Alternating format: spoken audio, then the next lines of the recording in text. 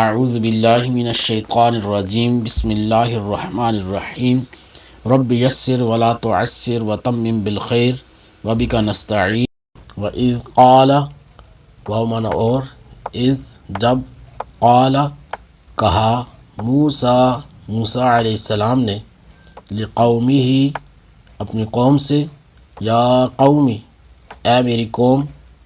ان بے شک تم ظلمتم تم نے ظلم کیا انفسکم اپنی جانوں پر باتخاذکم تمہارے بنانے یا اختیار کر لینے کے سبب العجلہ بچھڑے کو بطور معبود۔ اور یاد کرو جب موسیٰ علیہ السلام نے اپنی قوم سے کہا اے میری قوم تم نے بچھڑے کو معبود بنا کر اپنی جانوں پر ظلم کیا، فتوبو تو تم توبہ کرو، الا کی طرف، باری اپنے پیدا کرنے والے، لہٰذا اپنے پیدا کرنے والے کی بارگاہ میں توبہ کرو، فقتلوا پس تم قتل کرو، انفسکم اپنی جانیں یعنی اپنے لوگ، کہ تم اپنے لوگوں کو قتل کرو، ذالکم یہ خیر لکم خیر بہتر ہے، لکم تمہارے لیے، عند بارئکم عند نزدیک، بارئکم تمہیں پیدا کرنے والے کے، یہ تمہارے پیدا کرنے والے کے نزدیک تمہارے لیے بہتر ہے۔ فتاب علیکم فتاب تو اس نے توبہ قبول کی،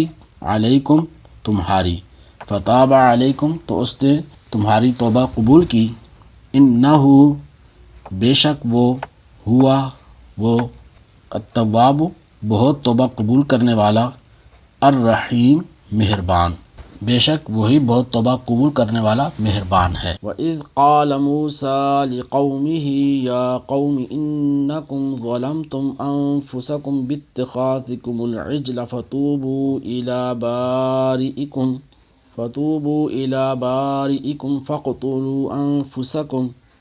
ذلكم خير لكم عند بارئكم فتاب عليكم إنه هو التواب الرحيم۔ اور یاد کرو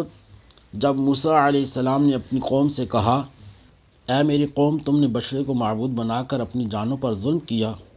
لہٰذا اب اپنے پیدا کرنے والے کی بارگاہ میں توبہ کرو، یوں کہ تم اپنے لوگوں کو قتل کرو، یہ تمہارے پیدا کرنے والے کے نزدیک تمہارے لیے بہتر ہے، تو اس نے تمہاری توبہ قبول کی، بے شک وہی بہت توبہ قبول کرنے والا مہربان ہے۔